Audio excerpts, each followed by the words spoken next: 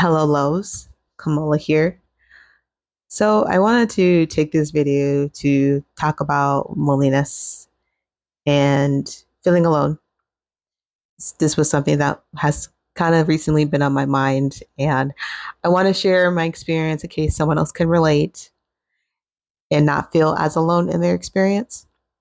So, my story with it dates back to when I was a kid. My parents were military, and being a military child means that it's hard to truly feel settled in one place for too long. I do believe I was fortunate in the fact that I feel like I maybe moved less than other military children did. I moved about 4 times before I was 18.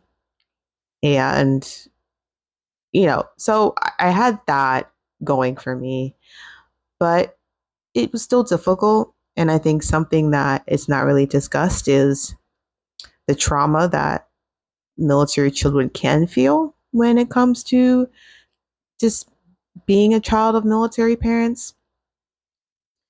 So when I was 10 years old, I was living in Colorado at the time, and I was happy.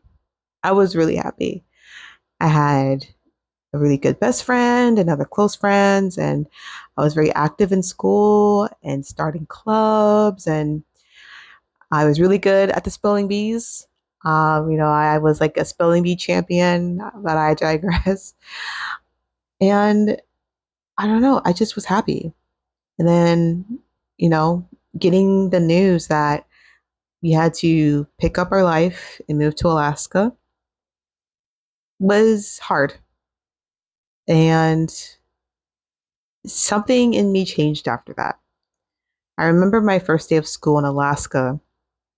And mind you, we had to move during the middle of the school year. And I think it was like springtime. So it's really not an optimal time for a kid to have to start over when everyone else has kind of settled into their friend groups. So it was my first day, and I remember sitting down at a table, and I was looking down at the table, and there was someone there, and they were kind, very kind, and they asked me if I needed a pencil, and I remember looking at the desk and shaking my head or nodding my head yes. Someone who used to be talkative and very social and open suddenly became reserved and quiet. And I did make friends wherever I went. So after that, I moved again to Virginia. And that's where I did like end of middle school, high school. And I did make friends and I did meet people, but something felt like it was always missing. And I tried to figure out what that was. You know, sometimes, I would hear people talking about the friends they've known since they were in elementary school. And I realized I never had that. Even now, as I'm older, I don't have any friends from elementary school, from middle school, and yeah, not from high school really either. So the earliest friends I have are from undergrad of college.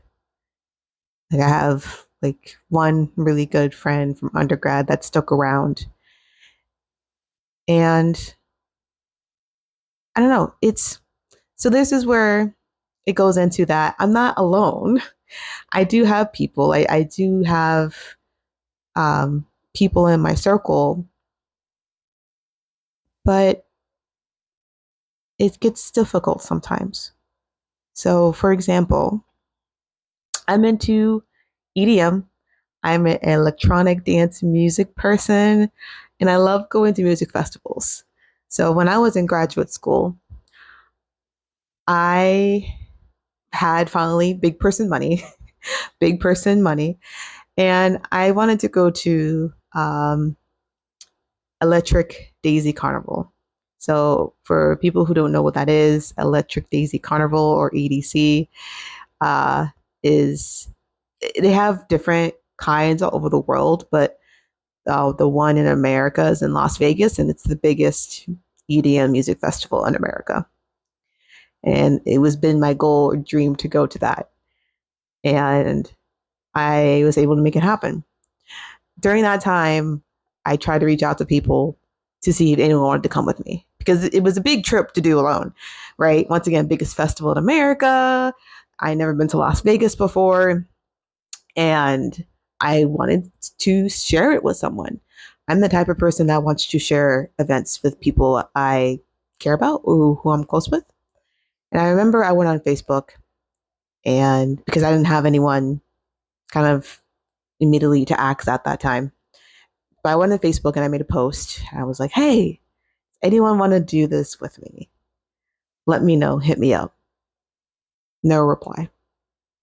So I ended up going alone, and, I made it work. I mean, doing it is a lot financially on one person, like doing a Vegas hotel room on the strip. And I remember like all I ate was like chicken strips, like because I was trying to save money because it was a lot for one person to do.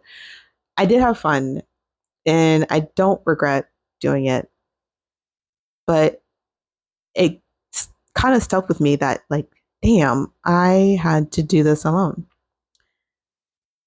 I went alone again next year. And it just, I don't know.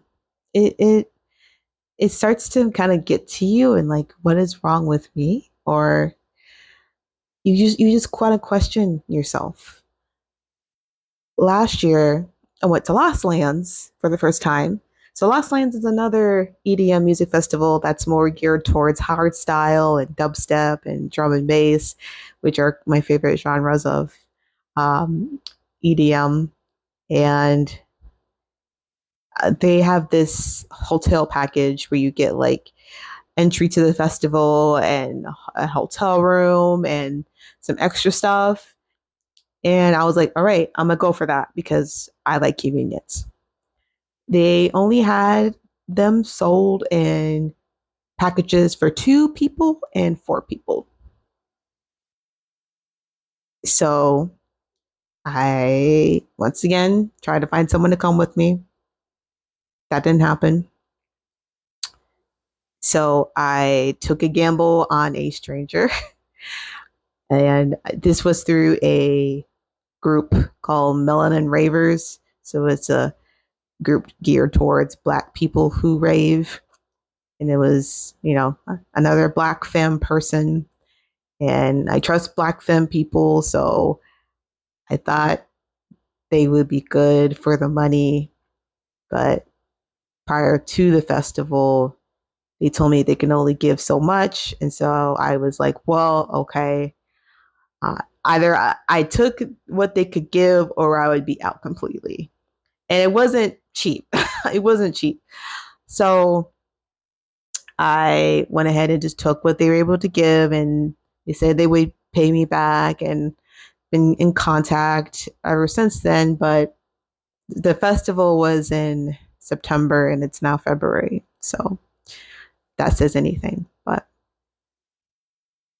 I mean, I'm used to doing things alone and I don't mind doing things alone. I think it's healthy to have a good relationship with yourself and be able to do things alone. And sometimes I want to, but there's a difference between doing things alone because you want to, doing things alone because you have to. I don't know. Sometimes I remember one time I was in the Las Vegas airport and I saw a group of Black femme people walking like on a girls' trip.